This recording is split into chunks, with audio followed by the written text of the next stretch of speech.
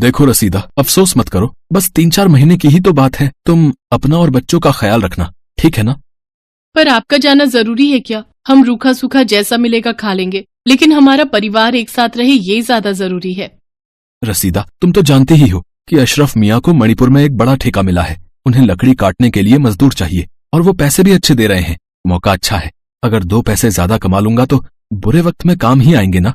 और फिर ईद भी तो आने वाली है, तो मैंने तो सोच लिया है कि इस बार की ईद पर तुम और बच्चे सब नए कपड़े पहनोगे और इसके लिए मेरा जाना जरूरी है रसीदा। इतना कहकर रहीम ने अपना बक्सा उठाया और घर से बाहर की ओर चल दिया और रसीदा उसे जाते हुए बस देखती रही। रहीम और उसकी बीवी रसीदा एक छोटे से गांव में रहते थे। इनके 2 बच्चे थे, अशरफ और बुशरा। रहीम पेशे से एक लकड़हारा था और जंगल से लकड़ियां काटकर उन्हें अपने गांव में ही बेचता था। लेकिन शहरों की तरह गांव में भी अब चूल्हे लकड़ियों से नहीं बल्कि रसोई गैस से जलने लगे थे, इसलिए गांव में रहीम की ज्यादा कमाई अब नहीं हो पाती थी। इसी बीच रहीम को खबर मिली कि मणिपुर में उसके किसी जानने वाले को सरकारी काम का ठेका मिला है और वहां उसे लकड़ी काटने के अच्छे पैसे मिल सकते हैं। तो बस ईद से कुछ दिन पहले ही रहीम अपने परिवार को छोड़कर मणिपुर के लिए रवाना हो गया। या अल्लाह, कितने खूबसूरत और घने पेड़ हैं, पर मुझे इन्हें काटना ही पड़ेगा। ऐ खुदा, मुझे माफ कर देना, लेकिन मैं क्या करूं, मैं मजबूर हूं, मुझे ये करना ही होगा। रहीम के अलावा 7 से 8 मजदूर और भी थे जो मशीन के पेड़ों की कटाई का काम कर रहे थे। कई दिन बीत गए और अपने साथियों के साथ रहीम मशीन से पेड़ों को काटता रहा। फिर काम के ठीक आखिरी दिन रहीम से अनजाने में एक गलती हो गई। असल में रहीम को एक बड़ा पेड़ काटना था, जिसे काटने के लिए रहीम कई घंटों से कोशिश कर रहा था। सिर के ऊपर तपती धूप, ऊपर से ठेकेदार से पड़ रही डांट। रहीम इस सब में ये नहीं देख पाया कि उस बड़े से पेड़ के अंदर एक जगह थी जहाँ एक नाग अपने बिल में आराम कर रहा था। रहीम ना तो उस नाग को देख पाया और ना ही उसके बिल को, और लगातार पेड़ को काटता रहा। मशीन की तेज धार ने जैसे ही उस नाग को छुआ, उस नाग के 2 टुकड़े हो गए। नाग को बचने का मौका तक नहीं मिला। दम तोड़ते हुए उस नाग ने रहीम को गौर से देखा और उसने फिर वहीं पर दम तोड़ दिया। रहीम उस नाग को उसके मरने के बाद भी नहीं देख सका, क्योंकि वो बड़ा सा पेड़ कटने के बाद उस नाग के ऊपर आ गिरा था। फिर कुछ देर बाद, चलो भाई, काम पूरा हुआ, अब जल्दी से अपने पैसे मिल जाए, फिर फटाफट घर पहुंचो। कितने दिन हो गए बीवी बच्चों को देखे हुए।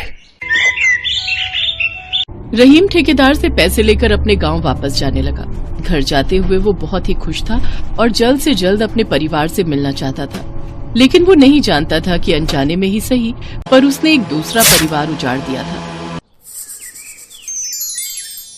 नहीं नहीं नहीं, ये नहीं हो सकता, तुम मुझे छोड़कर नहीं जा सकते। किसने किया ये? कौन है वो जिसने तुम्हें मारा?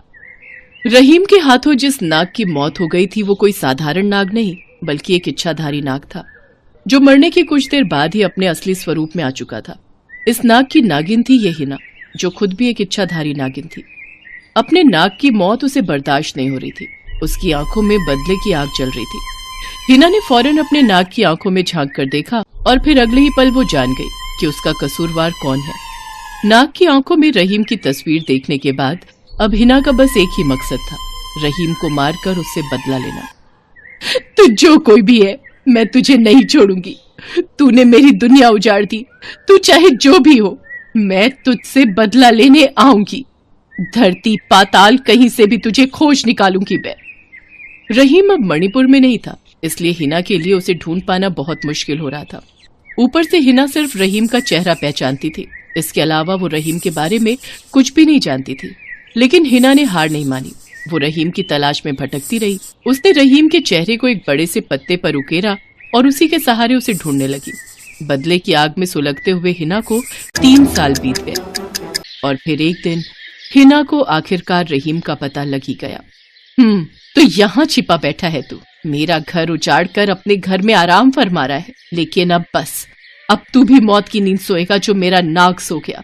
गुस्से में जल रही हिना जैसे ही रहीम के घर की तरफ बढ़ी, तभी उसे वहां एक आदमी आता हुआ दिखाई दिया। उसे देखकर हिना फौरन नागिन रूप लेकर झाड़ियों में छिप गई। उस आदमी ने जाकर घर का दरवाजा खटखटाया तो अंदर से रहीम की पत्नी रसीदा बाहर आई। तू आज काम पर क्यों नहीं आई? माफ कर दो मालिक, आज मेरी बेटी की तबीयत बहुत खराब है, मैं कल आकर सारा काम कर दूंगी। तू और तेरे ये बहाने, सुन मेरी बात, शाम तक आकर सारा काम नहीं निपटाया तो साफ साफ सुन ले, एक फूटी कौड़ी नहीं मिलेगी तुझे, समझी? वो आदमी रसीदा को धमकाकर वहां से चला गया। हिना की समझ में कुछ नहीं आ रहा था। उसने फौरन एक औरत का रूप लिया और रसीदा के पास जाकर बोली, तुम रो क्यों रही हो? और ये आदमी कौन था जो तुमसे इतनी बुरी तरह बात कर रहा था? बहन, इस दुनिया में जिस औरत का शौहर नहीं होता ना, उसके लिए ये दुनिया जहन्नुम से कम नहीं है। शौहर नहीं है मतलब? रहीम कहाँ है वो? आप उन्हें कैसे जानती हैं? वो मैं उनकी बहन लगती हूँ। अब मुंह बोली बहन, अब बताओ कहाँ है वो? लगता है आपको नहीं पता। 3 साल पहले वो मणिपुर के जंगलों में लकड़ी काटने गए थे, लेकिन वापस आते वक्त उनकी बस का एक्सीडेंट हो गया और उस हादसे में वो गुजर गए, मुझे और मेरे 2 मासूम बच्चों को अकेला छोड़कर। ये सब सुनकर हिना सन्न पड़ गई। जब वो काफी देर तक कुछ नहीं बोली तो रसीदा ने उससे कहा, आपा कोई बात नहीं, ये नहीं है पर मैं तो हूँ, आइए आप अंदर आइए।